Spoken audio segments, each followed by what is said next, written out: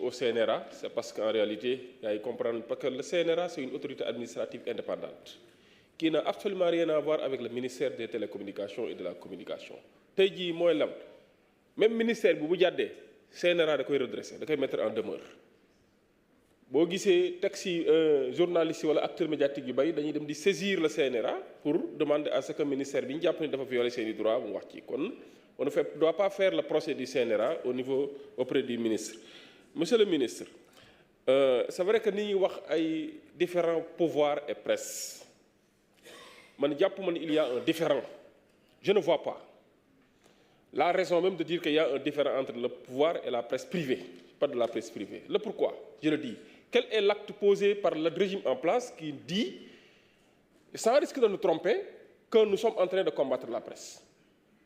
Par contre, s'il y a une certaine presse qui viole les cahiers de charges, la réglementation à la matière, mais quand même, le pouvoir doit prendre ses responsabilités pour essayer de faire ramener l'ordre.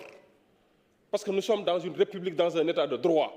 Et dans un état de droit, je dis, et je répète, que c'est l'État qui se soumet même à la loi.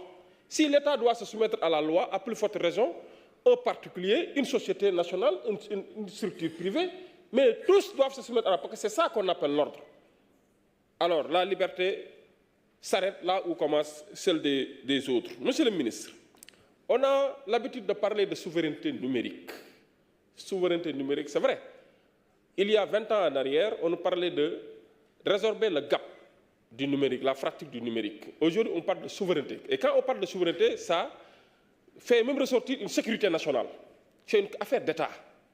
Au moment où beaucoup de sociétés de la place qui ont à stocker des données personnelles ont des lieux de stockage qui sont en dehors du territoire sénégalais. Moi, je suis membre de la Commission nationale de protection des données personnelles.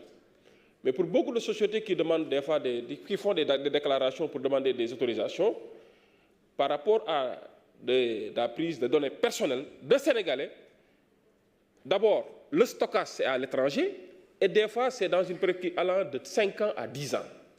Mais ça, c'est un défi qu'on doit relever, monsieur le ministre.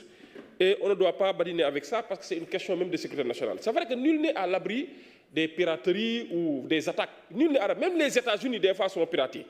Il y a dernièrement, on nous a parlé du service du Trésor public qui a été piraté. Je pense que c'est un défi et il faut mettre des moyens conséquents pour faire face à certains défis que j'appelle la cyberattaque, qui est une réalité maintenant au Sénégal. Malheureusement, le temps ne nous permet pas. Je vous remercie. Merci, Président Abdoulaye Tall. Honorable Mohamed Siradio Souaré, man nga jël kàddu. Honorable Mamadou Lamine Diouf se prépare.